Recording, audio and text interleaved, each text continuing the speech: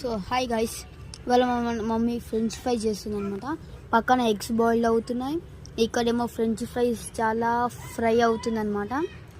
చాలా ఫ్రై అయిపోయాక మంచిగా తినేయడం అనమాట మన పని.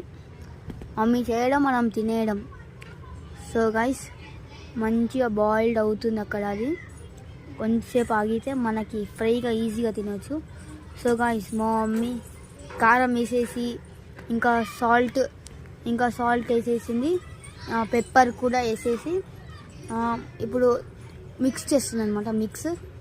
మిక్స్ చేసిన తర్వాత మిక్స్ చేస్తుంది అనమాట గైస్. మిక్స్ చేసి మనకి ఇచ్చేస్తుంది, మనం తినేయడమే. సో గైస్, మిక్స్ చేస్తుంది.